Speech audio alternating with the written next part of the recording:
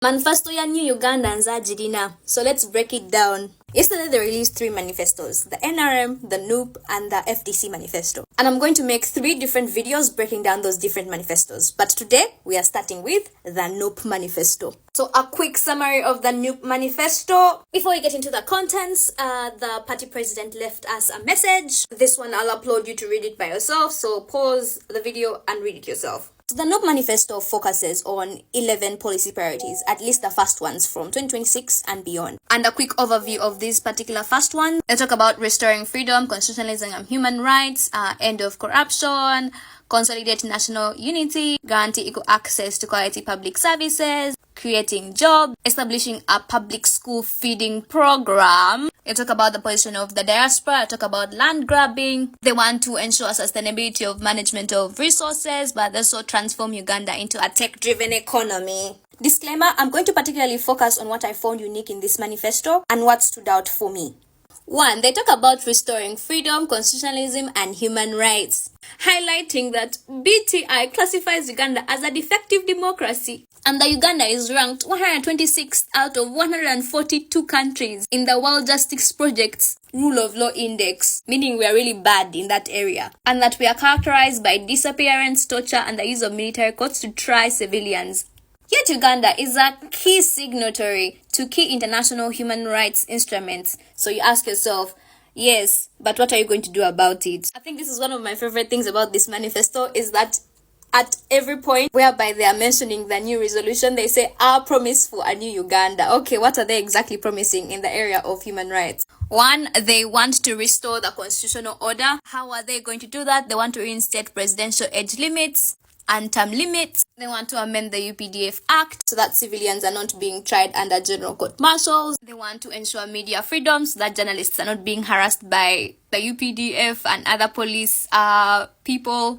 They want to rebuild electoral integrity, given that most people don't think elections in Uganda work. etc, etc, etc. Kati nze wano ku job opportunities we bankwatidde.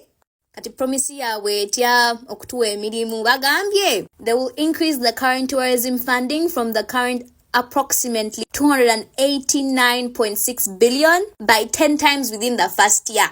You ask yourself, why are they putting more funding in tourism? Well, in their plan, they begin that Uganda has great potential in the area of tourism, right? And that in the area of tourism is chronically underfunded. Yet it's one of those areas that could really absorb so many young people. So they want to improve road access to tourist spots, simplify trekking permits, develop adventure tourism offering, empower the tourism workforce. And their logic behind it is that if the tourism industry is big in Uganda, naturally people get jobs. Because if hotels increase, they will need people to work in hotels. If we need digital marketing campaigns, young people are going to do that. And the other one that really got me screaming was the fact that they want to establish a public school feeding program. Why is this essential? Because 1, how can you go to school when you cannot eat? Highlighting that 79% of Uganda's population is working in agriculture. And so if we get a way to diversify agriculture, we are definitely going to get a lot of money from it, but essentially promote education and food security, because why am I going to school if I'm hungry? So they want to create homegrown school feeding program that will provide meals to primary pupils in public schools. They are re-establishing farmer cooperatives and all these other mechanisms. The video is getting too long now. Now here.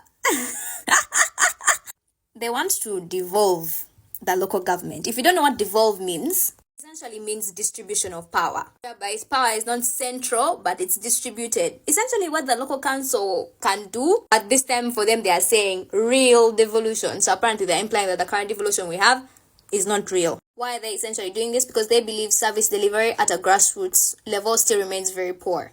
And what are they going to do about it?